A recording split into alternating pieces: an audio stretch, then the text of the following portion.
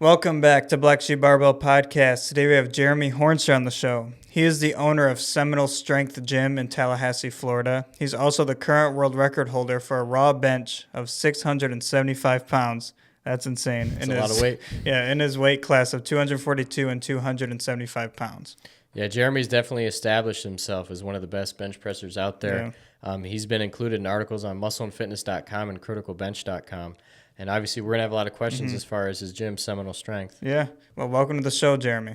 What all did you hit today for the chest workout? It was actually more of an isolated workout. So it was, I think, Larson presses. I think I went up to like 545 for sets of 5 or 6. We did something called a tricep death set. It's basically like sets of 20, but it's like the first 5 or 4 into motion, and then like to a 1 board, and then to a 2 board, a 3 board, just for like extra fatigue. Nice. With like 405, it kills you. It's just so much endurance. So Yeah, I've seen a lot of your posts, man, putting up some crazy numbers on the bench. I'm trying. I ripped my pec tendon off a few years ago, so I'm still trying to bounce back from that. I've had some tweaks. Thank God I've never tore anything, but I've definitely had some tweaks from benching, and man, it just puts you in such a low spot. Like when nothing feels the same, and you go to grab that barbell and try to bench, and you're just feeling your shoulder, your chest, and man, it sucks. Yep. A couple of years ago, man, I was benching and I tweaked my chest, and it was messed up for months, for like the whole summer. I couldn't do anything. Yeah, mine. So, I mean, I've torn my chest a couple of times, so it's usually just like through the muscle, and you can like feel it and hear it and all that kind of stuff. But that usually heals back just like in a month or two. But when I did the pec tendon, like I had to have it reattached back to my humerus. So it's just, that was like, God, 6-7 months before I was even able like to do like a full range of motion. But then my tendon was like half the size that it used to be, so I couldn't even go all the way down, and it was a process. Yeah, I know that stuff gets super aggravating. It's because you're so used to training so hard, and then something like that comes up, and then it just messes with you. So Seminole Strength, I know obviously we're going to touch on, your background and your lifting and everything you do. But when did you open up the gym? 2016, like at the end. And the main reason was I don't know, where are y'all located? Michigan. Oh, okay. So we're pretty far away. So from Orlando to where I live was about an hour and a half. And then it wasn't that far, it's just traffic was garbage. But then the other place I trained was in Tampa, which is like 2.5 hours. So just to be able to go to the locations that had either the weights I needed or the people strong enough to lift off for me, I was just driving like 10, 15 hours a week. So I was like, I just need to open up my own damn gym. But Central Florida, the average age is like 125. So it just wouldn't have been a good idea to open up a powerlifting gym full of geriatric old people in the villages. So moved to Tallahassee, where it's a bunch of colleges and stuff. So a little bit better fit. Yeah, it's probably a good market. Colleges, you get a lot of younger individuals in there. Yeah, I mean, actually, just signed up some girl today that she was born in 2011, which that's crazy to even think about. But I remember what I was doing in 2000. But yeah, I'm gonna say the average age. I don't know, it's split, probably 50-50, like college students, so like 18 to 22. But then we have a lot of like the police department and the sheriff's department and stuff. A lot of like just local people who just work here. Awesome. What was the process with, I know you said the reason why you kind of wanted to open that, but what was the process with getting everything together? Kind of your business plan and acquiring the equipment and finding a location. So a lot. Yeah, I'm sure. I had a friend. A friend of mine actually owned a gym in Gainesville. His name was John, and he owned American Barbell. And they made like wrist straps and knee sleeves and all that kind of stuff. And he was giving me advice that he's like, just if you do it, don't do this, but do this. He's like, I told a friend of mine to do this, but he didn't do it, and he screwed up. So I tried to take his advice, because like, almost like when you get in a new house, you're like trying to buy everything. You're buying like shovels and lawnmowers and all that kind of stuff, and you just go overboard and you just spend all your money. He's like, just don't go in, just buy like the bare necessity and just add a little piece at a time. So there was a high school that was actually getting new equipment, And so they needed to sell their equipment, but they weren't getting it into the next year, but they had to have it sold and use the money to get their equipment. So they're looking for somebody to basically buy it, but not take it for a year, which that's a deal breaker for most people. But for us, it was perfect because we hadn't even moved yet. So we did that, and it was like squat racks and a bunch of machines from Hammer Strength. So we got that, just acquired that, and we were able to open with that. And then it's just, we started adding one piece at a time, just Facebook Marketplace and Craigslist, and just here's a leg extension from Hammer Curl or Hammer Strength and whatever, and just kind of do it like a little at a time until you start actually paying your own bills with the gym and just. But on top of that, it's like your first and last month rent and then utilities, and then rent is actually calculated instead of like just like a rental. It's like how much per month per square foot. So it's like $8 and $10, whatever. But then you also get charged sales tax on top of that. So, I mean, it's a process on top of getting like your business and occupational license and then insurance. And it's a pain in the ass. They don't make it easy for you to open up a business on your own at all. We had a previous gym owner. He owns a gym that's up here by us, pretty local. And he was just telling us the whole process and some of the expenses that you wouldn't even think of: lighting, paint, just repairs, overall maintenance. And then when he was talking about, stuff with the insurance and the tax, and it's just like, man, I'm like, where do you start? Like, where do you get the information on how to handle this? And he was saying the same thing. He had somebody that was pretty close to him that was good in finance and stuff like that kind of assisted him. Yeah, the unforeseen bills are just stupid. I mean, it's not like internet, because you kind of like that's something that you kind of like predict that you're going to have. But like paper towels, a box of paper towels, we ended up getting. We had the pull tab that you like pull, and people just like keep pulling and pulling and pulling and pulling and pulling. And I'm just like, oh my gosh. We got the one that like it like shoots out like a foot and then it stops, and you have to sit there and wave your hand in front of it for like 30 seconds to get another one. Yeah, that's like $70 for a box of like 8. Oh my god! And you fly through them, and it's like, I don't know. I'm obviously in the wrong business. I need to open up a paper towel. Just start selling paper towel and hand sanitizer. Yeah, that's something we've talked about. With this podcast and everything, we've always mentioned when we started this brand. So we want to open up a gym one day. I want to open up a gym one day. And I started by essentially doing the same thing, but just with a garage gym, acquiring equipment. Just buying things off of either, Texas Power Bars or Rogue, and finding deals I could find on Facebook Marketplace, to where now I've ran out of room in my garage. I have a pretty cool garage gym. But that was my thought process, was just acquiring equipment, kilo plates, calibrated kilo plates, and just getting as much as I could. And being like, this is the foundation. I just want to keep adding to this, to where one day, hope to God I do open a gym. This is the equipment I'm going to move over into that space and just keep acquiring stuff. But we definitely have to speak to somebody about all that financial stuff and taxes, and then, hearing about all those extra expenses. I'll tell you one thing is, if you want to learn anything about it, ask somebody who's done it and just had to learn themselves. Yeah. Because they know it's so much. I mean, sales tax, I got to file that every month. It's due by the 20th, but you have to submit it by the 16th. And like just calculating how much of it that you actually have to pay, because any services is not taxable. So if I do like personal training, I don't have to pay sales tax on that, but the general membership is a product. Right. So you do on that, and then the retail and stuff. So you just have to calculate, and then it's like 6% goes to the state of Florida, and 1.5% goes to Leon County, and it's just like, it's a pain in the ass. The guy that we talked to was talking about how important it is to have like a welder. You remember? Tina was talking about that, about for equipment that breaks or something. Do you have your own? I do, yeah, and it's here at the gym, because that's one thing I'm kind of big at. It's like the most annoying thing is like going to the gym and be like, oh, this machine's broken. You're like, man, that was like the first thing I was going to use. So if I know it's broken, I can fix just about anything here. And I mean, honestly, the things that break the most are these stupid cable machines. Yeah.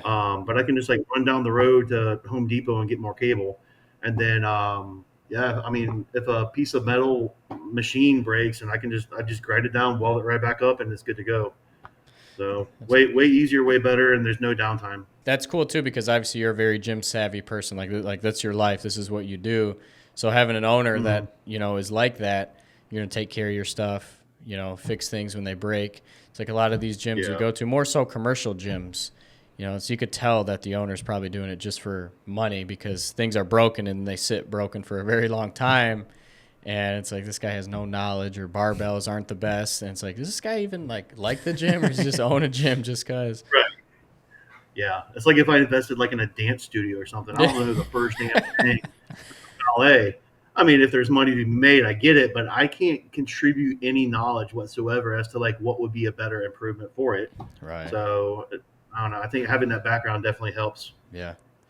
So how long have you been training for? I started lifting in middle school, just because I liked He-Man and I thought that would be cool to look like him. And then lifted all through high school, and my bench was just always higher. Like I think the end of my junior year, I hit like 405. Wow.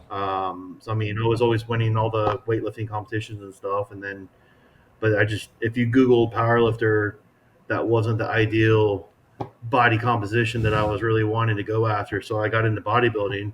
And then when I went to FSU, I ended up, I was like 4 weeks out of a bodybuilding show, and I hit like, I think 585 for like a double or a triple or something, like pretty easy. Wow. And all the powerlifters there were like, why are you doing bodybuilding? I was like, I want to be the guy with like 6 hot dogs on the back of his head, like walking around getting all winded. Yeah. But ended up going that way anyway. Gotcha. So, when did you hit your 675? In competition, that was in, man, I don't know. You're testing me on that one. Maybe like 2019, 18-ish. It was, I flew out to Texas, and Josh Bryant actually picked me up. We went to his house, stayed the night, and then it was like a 4-hour drive to the competition. And I was like 240, and I was trying to go up just to kind of take the 275 weight class. So we stopped at like 5 Golden Corrals, I think, and just I couldn't. And it was like in a 4-hour drive. I couldn't eat any more. It was just macaroni and cheese and steak, just like over and over and over and over and over again. And I ended up at like I think I was like 246 or something, like 247, and I want to say it was like late teens in the 2000s. So ballpark. What was that like working up to that weight, like training for it? That one wasn't too bad. Everything was pretty much going well, and that like almost never happens. Like actually one of the last meets I did with James Strickland, who we were talking about earlier, he met with me, and we were in, man, I want to say in Alabama, and it was crazy because the fire alarm kept going off like all night at the hotel that we were at. So then they made us keep like evacuating. But that one was like 4 months after I tore my pec. So it was let me just jump in this competition with my clients just so I can see if I'm ready to do it. And I hit the 672.4 or whatever, and ended up breaking the record with that. Wow. And just like a trial test meet. Yeah, that's insane. That's awesome. Usually everything goes like pretty good up until like 6 weeks before, and then it's just like I get sick or I get hurt or something always happens, but I don't know. Look at the draw. Yeah. What does your training look like now, like on a day-to-day basis per week? It's pretty close to what I've been doing traditionally. I do like a heavy chest day, heavy volume, lots of weight, reps increase through the workout, but usually the first half of it's just like heavy with low reps. Working on like explosive power, so like dead presses, band presses. And then I have a squat day or a leg day. And then I have a shoulder, tricep, and trap day with speed bench, just explosive stuff. Like do like 8 sets of 3, but start each one like on the minute and just try to get like 3 reps in less than like 2 seconds, just like flying off your chest. Yeah. And then my last day is back. So just like heavy bent over rows, deadlifts, block pulls, all that kind of stuff. Nice. So 4-day split, not anything crazy. You should knock them out in like 2.5 hours. Yeah. What are your thoughts on, we just finished this back in, February? Yeah, February. But we did a benchuary. So I don't know if you're familiar. We always talk about them, Sorinex. They came out with a program which focuses on improving your bench, and your benching, it was like 3 to 4 times a week. Mm-hmm. And that's just the goal. The whole month, you're dedicating that month to improving your bench. And there's a company, Pen and Paper Strength, they make programs that are a month long. And there's some that are bench focused, and you're benching every day, every session 4 to 5 times a week. What are your thoughts on that amount of volume, doing the same movement every day? So I don't, I'm not a scientist. Yeah. I don't think it's a good idea. Just based on like what I've been taught, just because like you don't grow when you lift, you grow when you eat and sleep and recover and get stronger in that process. So if you're just constantly tearing the muscles apart, I mean, I just don't see the benefit of it.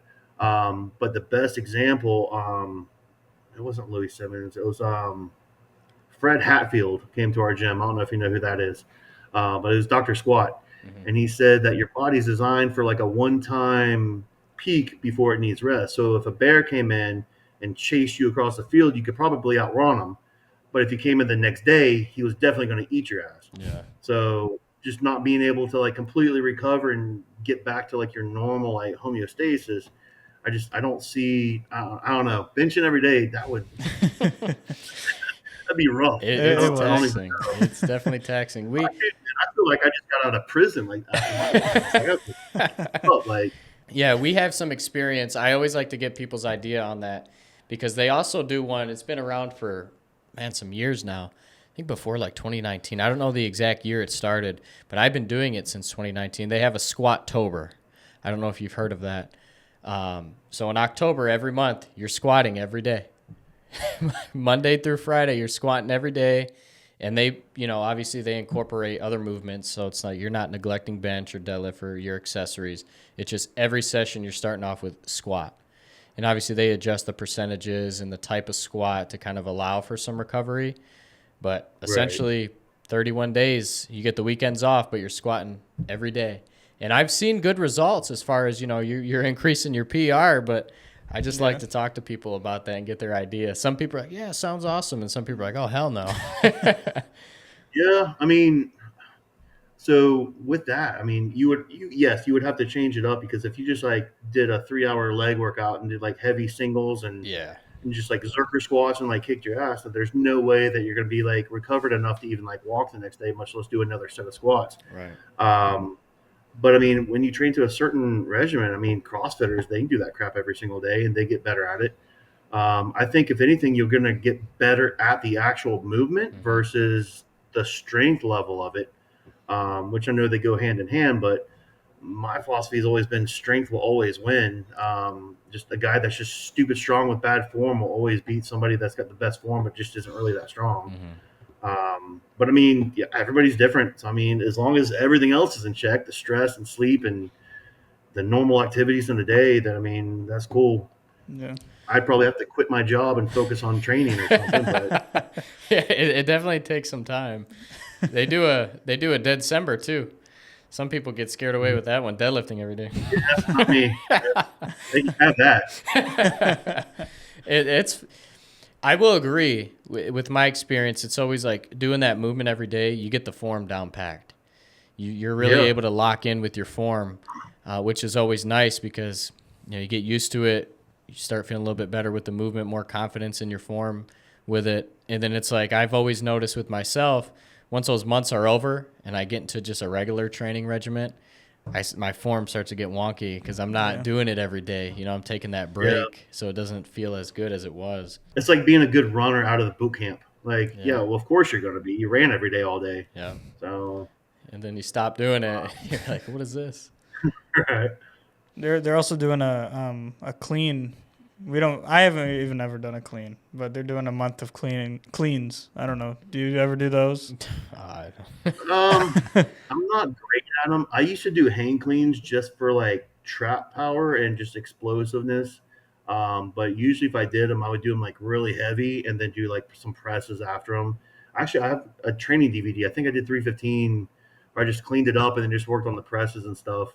But my clean form is just above my ballet dancing techniques. It's just not quite there. Like I could look at you and tell you if you're doing it right or wrong, but like for me to show you would be not the best idea. Yeah. Yeah. So how many years now? So you've been training for a long time. Has strength kind of always been the thing that you've pushed? I know you said you were kind of trying a little bit of bodybuilding there, but is your main training style like just focusing on overall strength? Pretty much. I've done so. in a different life back when I was in my teens and early 20s. I was actually like on the swim team, and I did triathlons and competitive like mountain biking. Um, so when I got out of that, like obviously like the extreme opposite, I got into like to the powerlifting just because my bench was up, and my roommate at the time was going into bodybuilding. So we just started training together, and we started doing shows together. After that, we both kind of stopped, and I went like towards the powerlifting, and he went towards strongman. So we were both doing the opposite. So I started doing strongman shows just because I was training for it. Yeah. So I did that for a few years, but yeah, I mean, it got to where like I did like one competition, and I think I broke the world record, and Animal Pack wrote me, and they're like, "Hey, would you come do like a guest lift in our cage?" So I went, and just like after that, like I was with them for a while. Then I went to MHP and was with them for a long time. It just everything kind of fell into place just with benching. So I felt like that was like kind of like my notch and like what people would be like a little bit more interested in. Because I mean, there's not a whole lot of 5'9" pro strongman out there. I mean, there might be one, but I'm not Brian Shaw. I'm a little shorter. It's a little harder for me to load an Atlas stone when it's over my head. You ever do any work with Julius Maddox? I know he's Yeah, MHP too. yeah. So I mean, we've known each other for a while. We've done a few shows together. We both trained with Josh. Um, but yeah, I want to say like that meet that I was talking about earlier with James Strickland. He was there also, and Robert Wilkinson. So there was like I think 4 or 5 of us that all opened over 600. But yeah, Julius, super super nice guy. We've lifted, gosh, at the Arnold like guest lifting, the Olympia guest lifting together a few years. He got on with MHP with me. Um, but my son, the crazy thing is my son's birthday is always like the first. It's March 3rd, which is like always like the Arnold. Like the first weekend in March is always the Arnold. So we brought him one year, and the cool thing is we went into like the cage, and like everybody that just walked in signed "Happy Birthday" Lane on a poster. So it was like Oh, wow. everybody from like Russia and like the Lillibridges, Ed Cohn, Wow. Schoonfield, Kazmaier, like everybody. There was like 100 signatures. Yeah. But Julius was like, "Oh, it's your birthday," and like gave him like $40. He's like, "Go buy something," and he just thought blew his mind. So super super nice guy. Yeah. Yeah, we've been following Julius for a while. We've been watching. We want to see him hit that world record bench at some point. 800. Yeah. He almost did a couple of years ago, didn't he? And then it was like a misload, and then Yeah. he tried it after that, right? There was that misload incident, and then he tried it again. Yeah, and I can't remember what actually like ended up happening after. I think he missed it, but I mean, your body can only handle. I mean, it was like 780 pounds. Like you're not going to just be able to do that over and over and over again. Right. And a lot of times in the competitions, they'll say like, "Oh, it was a misload. Okay, you've got 2 minutes." And you're like, okay, that's cool. Like if it's like 275 minutes loaded, but talking like almost half a ton. Yeah, So, they give you 2 minutes. Yeah. Like, all right, Right. recuperate a couple minutes, and then Yeah. we'll give it another shot. Like, No, that's, you're done. yeah.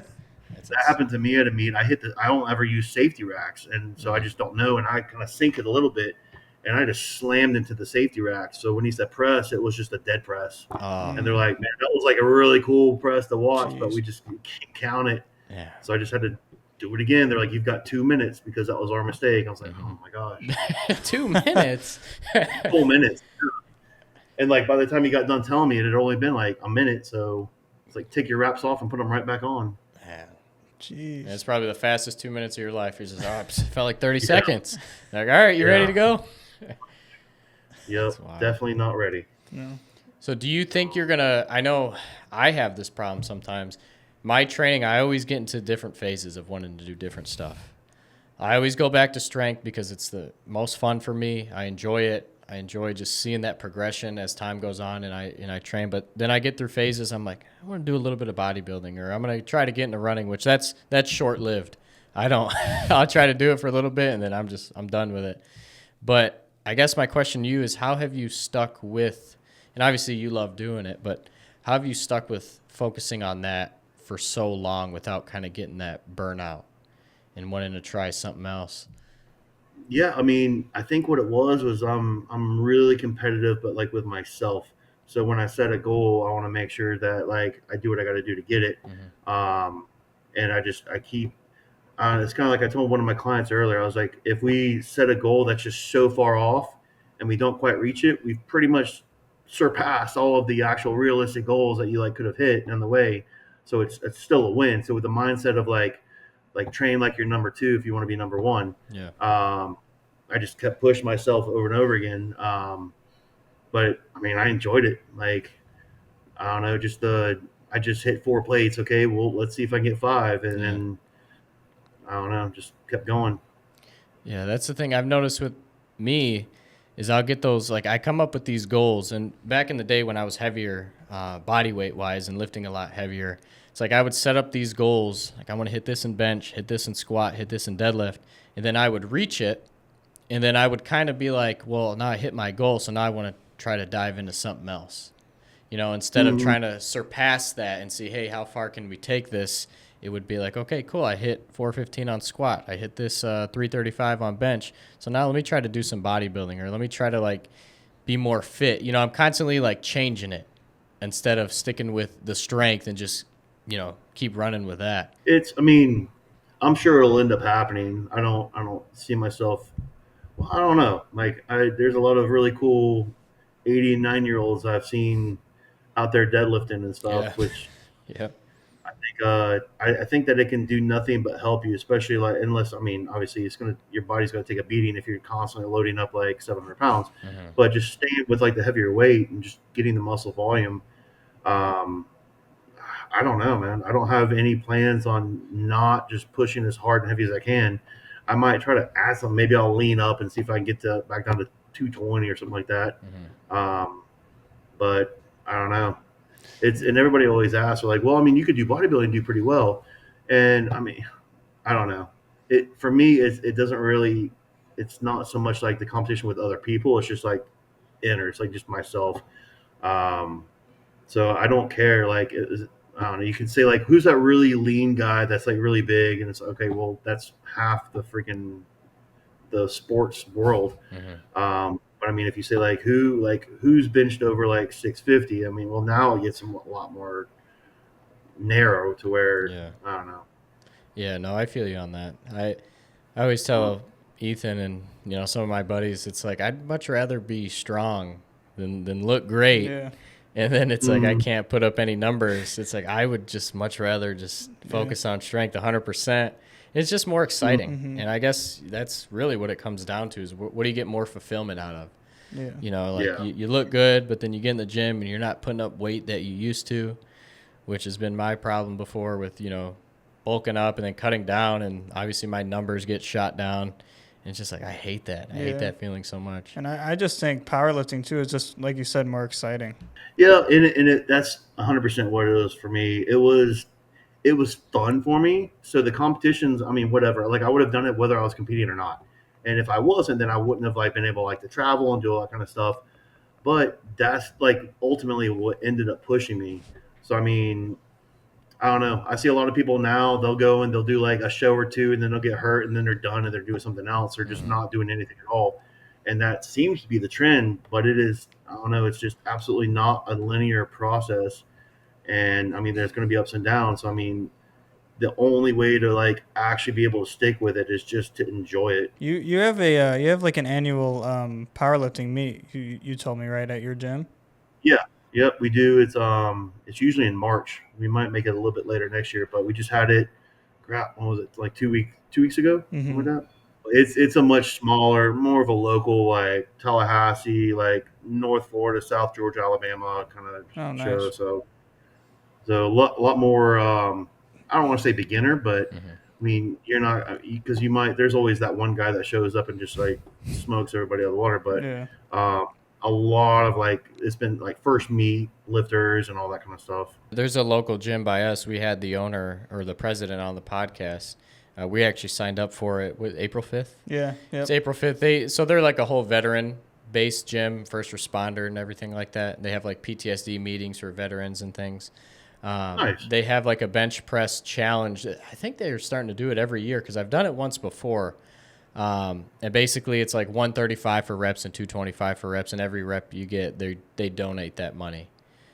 which is super cool. That's Anytime they do something like that, I try to volunteer, and it's nice when gyms do that. Just like yourself having that powerlifting meet is super cool. Yeah, I've done a couple of those. I was a firefighter for 10 years. So I always got a lot of invitations, but I would go when I would do the rep stuff, but I never really wanted to do I didn't really care about like that record, to be honest. Yeah. Just because I had like the open 242 and 275 record, and I was fine with that because I don't know. I felt bad because the record was like mid to high fours, and I don't know, that wouldn't have given me any satisfaction going and taking that. When you were a firefighter, how was it training, keeping that balance between work and training? I know you guys have you do like 24-hour shifts sometimes. I don't know how it is down there, but I know up here they do. Yeah, we were 24 on, 48 off.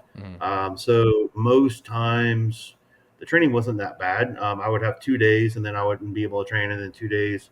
And there's like a gym or a setup, we can call it that, like at the fire stations usually, but it's like a hotel gym almost. Yeah. So there's nothing really I'm going to be able to do. Now we did used to bring strongman equipment up there. We do like stones and log and all that farmers walk and stuff in the parking lot on weekends, but it was too hard, and you're too busy training during the week. The only thing that made it hard was if you just had like a stupid long night with calls all night long the next day. Like I just got a habit of just going back and just going to sleep for like 4 or 5 hours just to kind of recover from it and then go to the gym. Yeah. But it was actually pretty dang easy. When I was in the military, trying to balance training out, just working out in the gym with all the training that we did, or going out to the field, and with my job now, if I'm on nights, it kind of throws your training for a loop, and sleeping during the day, and then you find yourself in the gym at 2 a.m. You're like, man, this is weird. Yeah. I've had all the different schedules. Like I worked like as a bouncer during college, so like I'd go to the gym sometimes 3 a.m.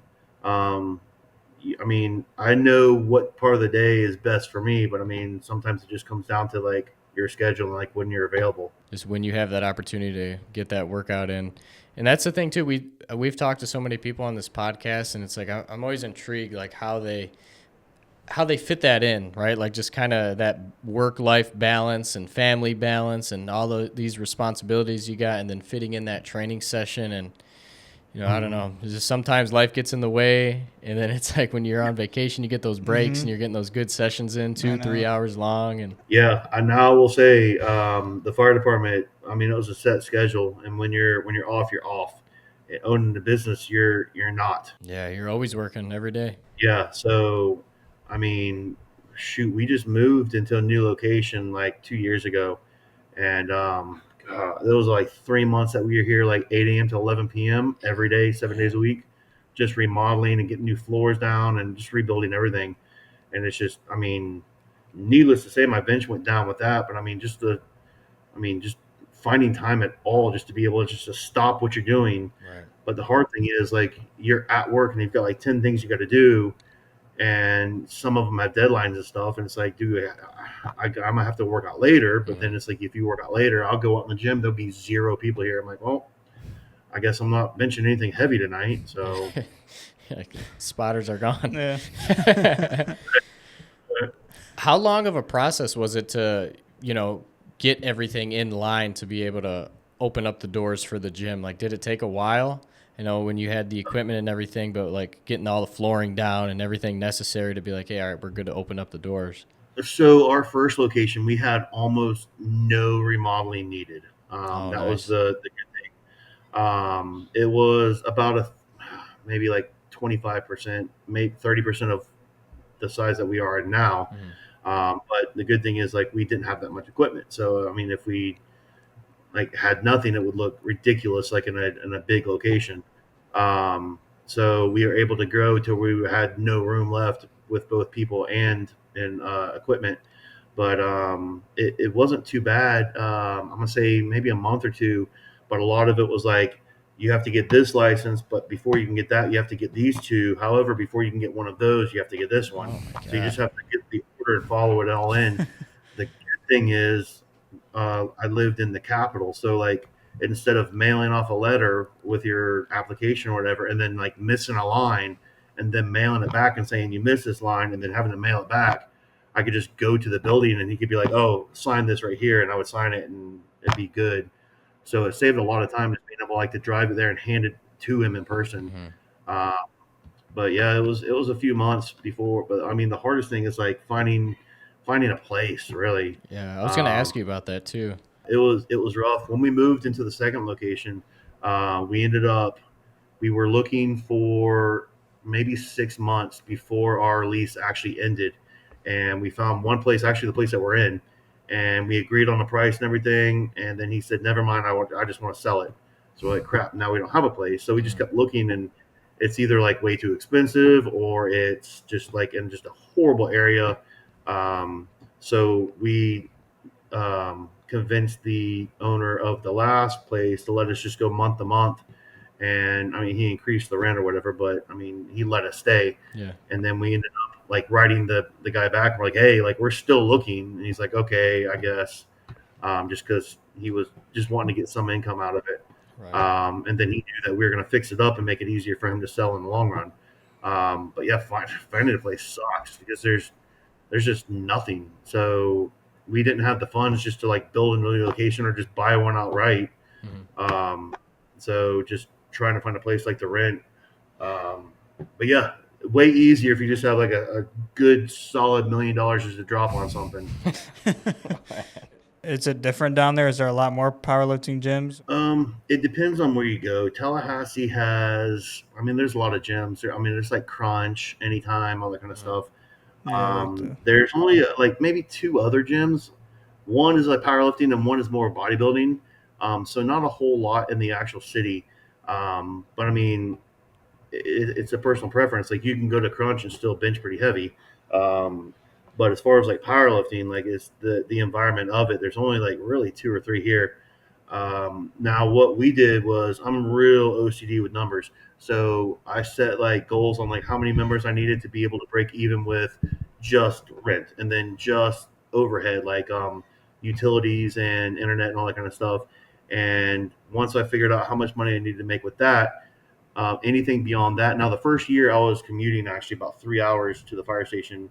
So we had the income still from the fire department coming in, and that we lived on that because the gym was still taking a loss. Mm-hmm. So once we actually got up to where it was like breaking even, then it was like, okay, like awesome. And we used any money for like the next 6 months just to like reinvest and just put new equipment in. And then after that, we started making a little bit more to where I was able to actually stop working. Um, Conveniently, I vested at 10 years. So at 10 years and one day, I politely told everybody I'm leaving. I'm never seeing them again. And then was able just to stay at the gym full time. And it just kept growing and growing and growing. So like I think our number was like 86 members or something. And within like the first year, we had like 150, and then it was like 300. Wow. And then COVID hit, and it was the mandate shut everything down, Mm. and we didn't. So we were like the gym open. I don't like people telling me what to do, so we stayed open, and we were like the only gym open. So our numbers spiked to like 400 because the agency that basically governed like the whole COVID restrictions and all that kind of stuff, most of them trained at our gym, and they said when we go, we're looking for a place like Crunch or Goals or something like that. And our gym was like one roll up door in a big warehouse, and then like a touch pad next to a glass door. And so the big door was shut, and if you didn't have a keypad, you couldn't even come in or a key code. So they said, as far as we're concerned, it's shut. So we're gonna just go ahead and move on. So we stayed open. Nice. Um, so we were a little nervous to see how that went, but I mean, luckily it ended up doing pretty well for us. What a feeling that must have been to tell the fire department, see ya. Yeah. Full time in the gym now. I think it's like every Well, guy's dream. Yeah, that's Tell the amazing. job, hey, see you guys. yeah. It's a beautiful facility, man. I mean, you got the open bay doors and everything. Looks like what Yeah. you got, like There- four open doors, some equipment outside. Yeah, we got 5 bay doors on each side, so there's 10 total. But there's a big field next to us, so there's always like a breeze blowing in. Nice. So it's just like the most lit. Like I mean, during the daytime, Yeah. it's pretty lit up. We have a lot of lights outside, so like all the strongman stuff's outside. A big pad for dragging sleds and doing farmers and truck pulls. We got like basketball goals, and there's like 2 acres, so people do sprints and throw the football and just kind of like a little bit of everything. We have like a little fighting MMA area with all the heavy bags and jiu-jitsu mats, and Nice. We enjoy it. Amazing. I love like the flags and everything. Yeah, like a gym like this, it's so rare up here in Michigan, which is funny because in Ohio they have a bunch. But Really? yeah, Ohio has a lot, but in You Michigan, looking at pictures of it? yeah, I'm looking at Oh, pictures. okay, yeah. So all the flags, I got my camera system up. I'm looking at them too. All of our flags were actually brought in by people in that either that branch or that like special division. So we have like EOD, we have SEALs, we have Army Engineers. There's Rangers, Airborne, but then we have all the branches like in order. We have one spot left open for the last one. I haven't had any of the Space Force. Not yet. Oh. Yeah. All the other branches. The only ones that we didn't get was we bought the little firefighter one, and then somebody gave me it's just a cool looking flag. It's like half of American flag, and it blends into like the "Don't Tread on Me" flag. Nice. So, but yeah, all those were brought in by people in that branch. It's an awesome looking facility, and I like how it's kind of like off. It's kind of off by itself. Yep. We're like in a, I don't want to say industrial.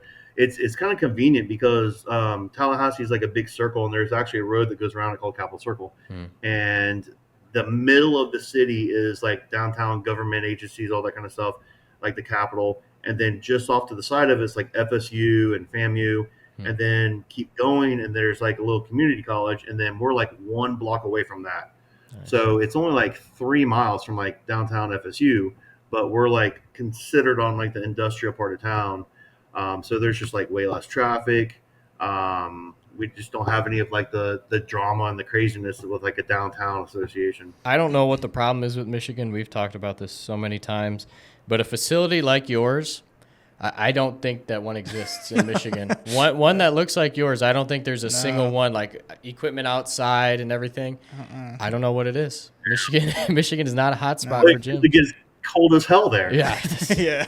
I guess. All we got by us is Crunch and Planet Fitness and Anytime. I will say, it snowed here for like, it was like 1 or 2 nights, but it stayed for like 4 or 5 days, like the first time in like 20 or 30 years. So it was like 6 inches of snow, which is like, that just doesn't happen. Yeah. That's like it snowing in like Hawaii. Like it just it doesn't happen. Like, what is this? I don't know. It got cold enough to where it was kind of a pain in the butt to go outside and do the strongman stuff. So all the strongman guys were trying to come at like noon, but it was like still like 30. But that's, I mean, that's cold. It's like 85 now. Man. Jeez. I gotta go back down to Florida, man. I know. We went down to the Keys in December, towards the end of November, December, just a little vacation. And even there, we were finding some cool gyms. I mean, they had one that was like old school, real old school vibe, like rusty weights, everything. I think they set up in the 80s or 90s, and you could tell everything was just left in place. No updates. It was just left. They're like, all right, good to go. Here's the gym. They had a little outside portion. They had like some dumbbells out there, some pull-up bars and everything. But it was cool to see. Yeah, we joke around, too, about Michigan compared to Ohio. Oh, you go down to Ohio, you look up gyms of this style, and you can find a bunch. I mean, you could probably find like 8 within 15 minutes of where you are. Michigan, you look, and you're like, nah, nothing. I got nothing. Yeah. I've been to a few of them in Ohio. I've never actually been to Michigan. I don't know.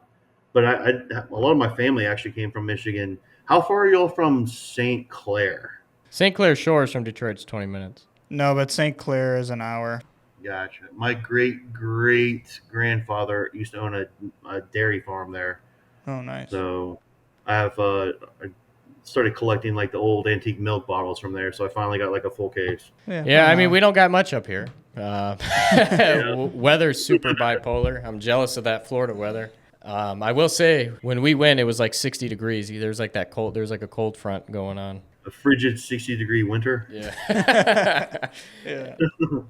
People down there were freaking out about it. I remember we went down, people are in jackets and everything. Like, it's freezing out here. Like, man, we just came from 30-degree weather up in Michigan. Now, I will say, like 20, 30-degree weather here feels way different than like 20 or 30-degree weather like New York. It's Yeah. just, it's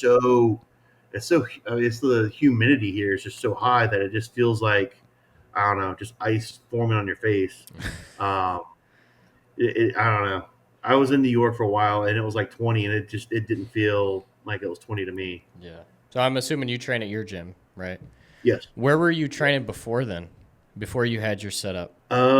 So I was, oh man, I've been all over the place. So there was a gym in the town that I grew up in, and they let us, I started working there and I was training there with my roommate because we both worked actually at the gym. Mm-hmm. So it was convenient. We lived like a half a mile from the gym together, and then we would train and work out or work at the same gym. But for some reason, he was always like an hour late. And I was like, we don't have cable and we're a 5-minute walk away. Like, what the hell are you doing? Sounds like this guy. Man, that irritated me. But he, like we were able to do everything that we needed to do. So we were able to order all the equipment and stuff that we needed just for like powerlifting and strongman. Most of the stuff that we needed, we just bought ourselves, and we're just allowed to keep it there. But then after that, I was traveling down to a gym in Tampa called Gorilla Barbell with my friend Rich, owned it, and then on some days I would go to Orlando to either one of the powerlifting gyms there or just to UCF, just because the group of guys that I was training with at the time was just working out then. So I just kind of like went back and forth. But like I said, it was just so much traveling. It was just kind of beating me up. The last thing you feel like doing after like driving 2.5 hours is getting out and benching really heavy and then getting back in your car and driving 2.5 hours back. Yeah. So it was easier in the long run just to open it up myself. But I pretty much went from that right into lifting at my own gym. It always feels good too, training in your own space. Yeah, it does, but it gets hard sometimes. I think a good analogy would be like if you worked at like Chili's and you're at Chili's every single day, all day, the last place that you want to go to eat is Chili's.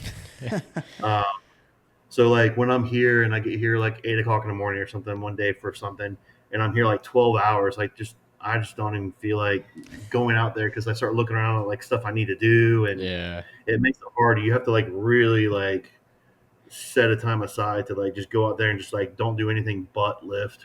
Otherwise, I'll be out there like reorganizing weights and blowing out the gym or mopping or something. Just getting distracted. Like, oh, shit, Yep. I forgot I had to move that, or that's that machine over there. Something's looking funky with They it. did damn weights and they put a 5-pound on the 45 rack, and yeah. Do you have employees or is it just you?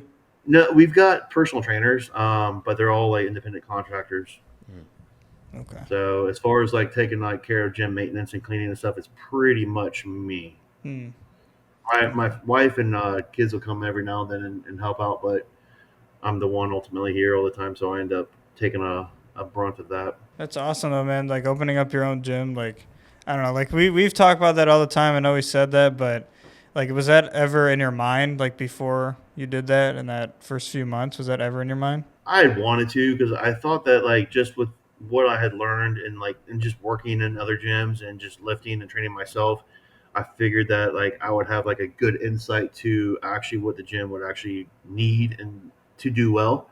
And so like I think in the back of my mind, like I always wanted to, and I think like the long term goal is to get it to where like I outgrow this building and make it to where it's like this really big gym that it's doing well enough that I can just hire people to run it and then just like go do something else. Um, but I mean, yeah, I mean, I enjoy it, and I pretty much I can. The cool thing is like I can look at like every single piece of equipment in my gym. I can tell you where I got it and how much it cost and when I got it, and like I didn't get a loan for anything. I just started saving and I bought everything in full, so I don't owe anybody anything. But I can like, oh, this bench is like torn 4 times. I've redone it like every single time myself, and like, just every little nitpicking thing about it I know. Yeah, it is a good feeling. I know just with my little garage space, like seeing it build, like to this day, I'll look back at old videos when it was just an empty garage. And then, I'll see as I like at the pictures or videos when the equipment was coming in and then laying down the mats and setting up the rack and just seeing like the progression. Yeah. It's just a good feeling. So I could only imagine how it is to like take a step back and look at your facility. Just be like, damn. Yeah. I tried to take pictures as we went of just like anything new, and then just every 3 or 4 months, just take a picture of the gym, just so like you can kind of see like the progress over the years. And I'll scroll back through my phone. It's crazy to see them. But now it's like I look up there, and we have a lot of crap now, and it's like I'm not looking forward to our next move because it's a lot.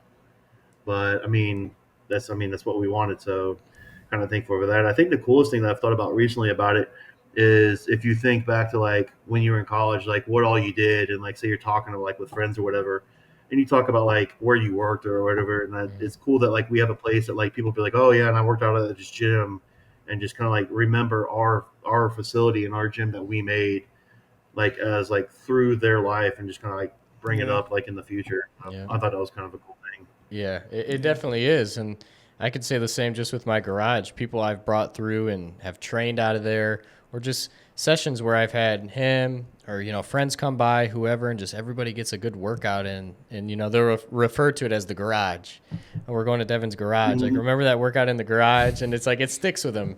We are making sure we're always taking videos of people's PRs. Like, hey, remember when I hit that deadlift or bench PR in the garage? It's just like that. It's nice to have that space, not just for yourself, but for other people. And you can see them come in and really put the work in and see that progression out of them in your space. It's just awesome. Yeah. It's a good feeling. And you get to know everybody. And it's a very like family oriented kind of place. So you'll know everybody that's like named that like lives at the same time as you. But like just seeing them like come in as like a timid freshman and end up graduating and write an email says like, I just want to thank you. Like my bench went from like 100 to like 400 while I was there, and it was awesome, and just cool little things like that. Yeah. Do you have any goals as far as with the gym, like things you would like to add in, or some equipment you've been eyeballing, anything like that? Always, yes. So yeah, I'm real big. I do too. I'm constantly either replacing or upgrading stuff. We just there was this leg press machine. I hated it. It was hammer strength, but it was like the independent, like. Oh, it has like the two different platforms. Yeah, there's like two, like basically like 2x2 squares, and like you have the load weight on each one, but like they went at like just independent of each other. Yeah. And the only people I saw using it were using it wrong. So I just never liked it, and it was one of those things that we got in that initial package when we first opened. So I ended up trading that towards a hip adductor and abductor. So that's the latest thing. I don't like my hack squat. I want a better one, but there's going to be something that like will pop up on Facebook. I just bought a new pec deck just because it was a good deal. So we had like the little wide one that's also a reverse fly, but this one's just like seated like elbow to elbow pec deck. So yeah, I'm always looking for something. I think gym is highlighted in my phone on Marketplace. So like if anything types in gym, like it pops up on my phone. So. I always hear Facebook Marketplace is the best spot to like look for gym equipment. Never buy it like brand new. Just I found really good things on Facebook Marketplace. Yeah, you got the kilo plates on there. I remember. Yeah, it's hit or miss here because some people are like, I've got like a 50-pound dumbbell. I'll sell it to you for like $400, and you're like, okay, well, that's the stupidest thing I've ever heard. They have no concept of how much it actually costs. But then the little cities like outside of Tallahassee, man, they give crap away, just because nobody wants to drive out there. So whenever we travel, I try to find like a map of like where we're going, and I start moving the little GPS thing on Marketplace, like to see like what all is going to be like for sale, like on the way, and see if there's anything else I can get. I got a crazy deal on my my Rogue, my kilo plates. I remember I was in the Army at the time. I was out in California for some training, and same thing. Just I knew I was wanting to get equipment when I got out for the garage. So I'm scrolling Facebook Marketplace, and I find a listing for the calibrated kilos. I'm like, oh my God, like this is a great deal. I don't remember the bundle of like, how much weight it was. It was a decent amount. It was definitely a good start. And I messaged the guy, and he's like, hey, I'll cut you a deal on them. I thought these were the bumper plates. he's like, I do CrossFit, and I thought I got the bumper plates. He's like, so I'm just looking to get rid of these. So I messaged him, and I'm like, hey, I got the money for these. I'm like, this is a great deal. I need you to go meet with this guy and get them because I'm not home right now. I'm in California. So he went and got them. But yeah, it was the craziest thing ever. I got a killer deal because the guy thought that he had ordered the bumper plates. That's like, hey, I ordered silver and all these gold bars came. Like, do you want them? And he was just getting rid of them. I'm like, hey, I'll take them off your hands. We haven't gotten any kilo plates for the main reason of there's a lot of people in our gym. If I just marketed the gym to powerlifting only, it's so niche that like it wouldn't be able to pay the bills. So a lot of the people that train here are just like general fitness kind of lifters. Mm-hmm. And I can guarantee you they would be attached to a sled, be drug across the asphalt outside, and people would be just doing stupid crap with them to where I would just get so mad that I wouldn't even want to come in. So I just haven't gotten them. I've always tried to envision like, one day if I ever open my own, I always like the concept of like having like separate rooms. I've seen a couple gyms before where they have like a general fitness area. Like it's probably like the main gym, and then they'll have like a little room off to the side where they really advertise it like, oh, this is the powerlifting room, and they got all the combo racks and kilo plates in there. I've always thought that setup is pretty cool. I've been to a few that have that. Actually, I think Dan Green's gym, I did a meet over with him, and he's got that where it's almost like 6 rooms, and one of them's like a cardio room, and then like you literally walk through like a hallway to like another room, and then a hallway to like the powerlifting gym, and yeah, it definitely keeps it a little bit more on the side of like people who know what you're actually doing kind of side. But I mean, I'll walk out there and there's a deadlift bar and a squat rack. I'm like, oh no, please stop. You just see somebody benching with the deadlift bar. You're like, hey, now hold on. Yeah. I guess that's one of the frustrating things too, because it's like I always joke around about this. I'm like, all that equipment, it's like your little babies, You're like, oh, this is my stuff. Like, hey, you can't you can't bench with that deadlift bar. Right. Yeah. It's definitely something personal, and like obviously like they're paying a membership, so they're paying for the use of it, but like I just want to give them the benefit of the doubt and say like they just don't know. Mm-hmm. But how can you not when you start benching and it's just wobbling all over the damn place? So, I don't know. This bar feels extra skinny here. And it's long, isn't it? Really gnarly, and it's whipping all over the place. Yeah. Do you use a deadlift bar when you deadlift, or do you use a stiff bar? Yeah, normally just because it's there. We have one on all of our deadlift platforms. Mm-hmm. So I mean, if I go out there and do it, I'll probably use it. I don't think I got the form down packed. I don't know. I've always felt like stiff bar feels better for some reason. I don't know why. With me, I get all my speed off the bottom, so it kind of helps me just getting up just because it flexes and gets me up through my hard part. Mm-hmm. So it gives me a little advantage just being able to bend it that extra little 2 or 3 inches. But yeah, I definitely, I'm like the same way. I'm always looking at Facebook Marketplace, trying to get new stuff, update things, swap things out and see whatever deals I can get. But really, I've ran into the problem with the garage is running out of space. I don't know. Do you ever run into that issue with your gym, just kind of running out of space? We did at our last gym, and I mean, there was about 5 signs that were telling us that we needed to move. The guy that owned the building sold it, and after our lease was up, he wanted to it was more than double the rent. They were clearing, it was like a forest across the street, and they cleared it and built an Amazon. So just the traffic going in and out and stuff, we ran out of room. The members were having trouble because it was a long strip warehouse. So we were like on one end, and on the other end, there was a solar panel company that moved in, and they had like 30 trucks. So they took up all the parking spots. Oh, wow. So they're parking out on the road.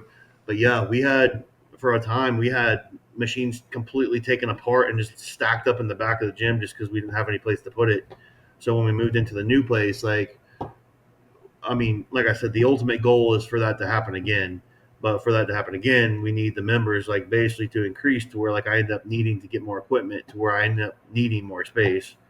So it's one dependent on another. Do you, I know you had mentioned, potentially in the future, like a goal would be to open a really big gym. Do you think you could ever do multiple?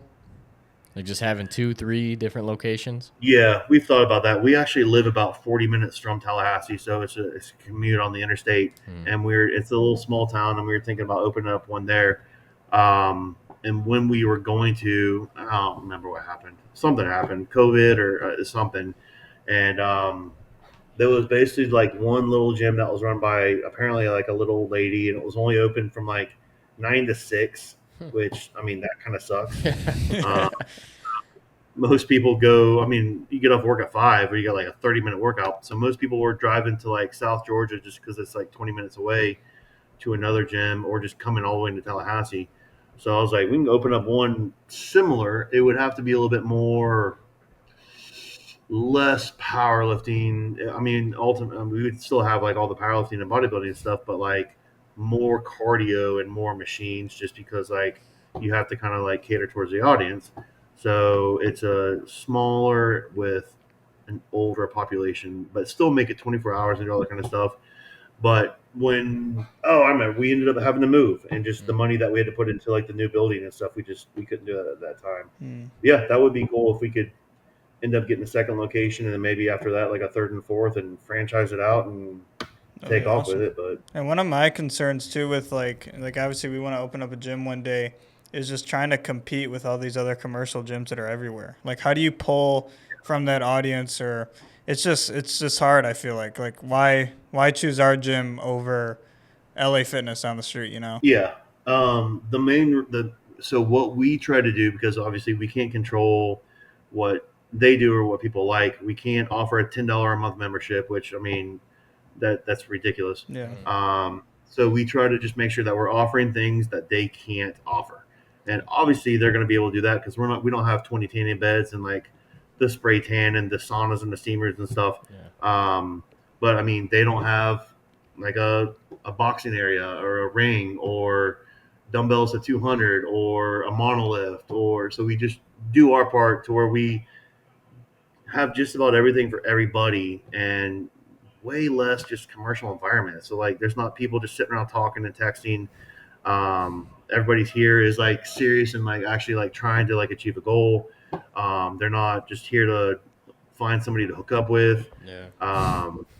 There's plenty of parking spots. So I mean, all that kind of crap. We try to do our best with that, but the main reason that we hear that people leave the commercial gyms to come here is just like, I can't believe like how dead it is right now. It would be have to wait in line on a bench, and I don't think that's ever happened. Yeah, that was a big reason why I even started the garage gym, was because just some of these commercial gyms, I mean, yeah, they're offering a space, you know, but it's like, oh my God, you go and do a crunch or an LA Fitness at 6 p.m. Good luck. Good luck. Yeah. You know, everybody, like the teenagers hanging around the bench press, like you're saying, texting and talking and this and that. And you're going in there trying to get a good training session. You're waiting an hour just to get on a bench, and they're not even using it.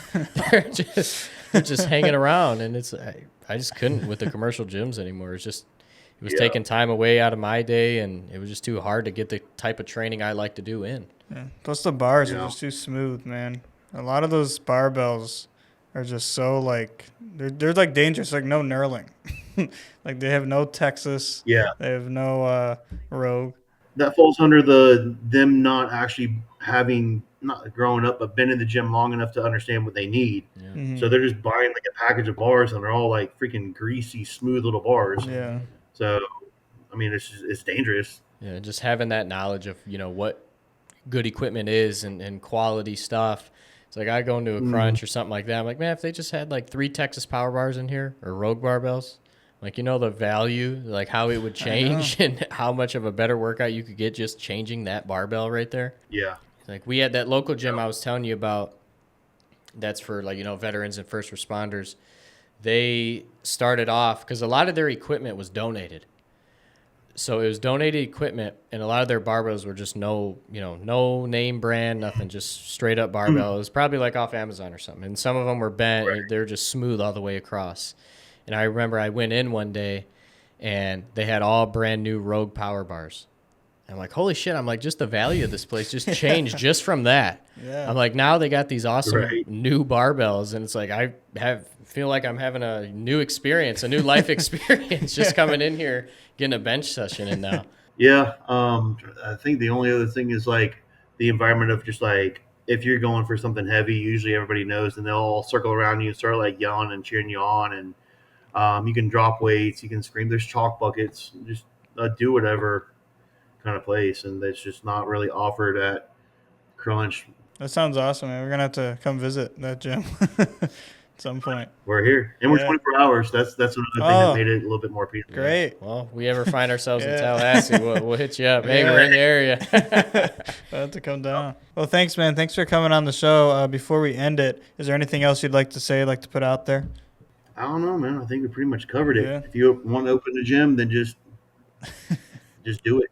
There's no other way. I mean, there's a lot of work with it, but I mean, it's worth it. It's fun. I enjoy it. Well, thank you so much, man. Appreciate having you on. And like we said, if we ever find ourselves down there in Tallahassee, we'll hit you up. Yeah. I'll be here. Great conversation we had with Jeremy. Obviously one of the best bench pressers out there. And that's our favorite lift. Yeah. Right before the podcast, he told us that he was working with weights in the 500 range. That's insane. I can't even imagine that. That's my deadlift max. I can't deadlift that, so. Well, it's ridiculous. But yeah, Jeremy also has a beautiful gym out in Tallahassee, Florida, Seminole Strength. Take a lot of inspiration from that. It's a great setup, old school feeling. He's got the open bay doors, which is a beautiful gym that we're going to have to check out. They got the weather for it, man. We can't have that up here. We don't got the weather for it. No, we don't. I wish. We got bipolar weather. Yeah, we do. It'll be 90 one day, then it'll be 60 the next day. It's like, I don't know what's going on. Anyways, I'm going to try these out one more time before I leave. They don't work. We're going to buy new ones next episode. We got it, dude. It's a little something. There's a flavor, but it's nothing. A flavor? Nothing that's hitting you. A little smell. Why are the smelling so... It's a little smell, but it's not bad. All right. Anyways, thank you guys for watching. Jeremy, it was great talking to you, and we'll see you guys in the next one. Peace out.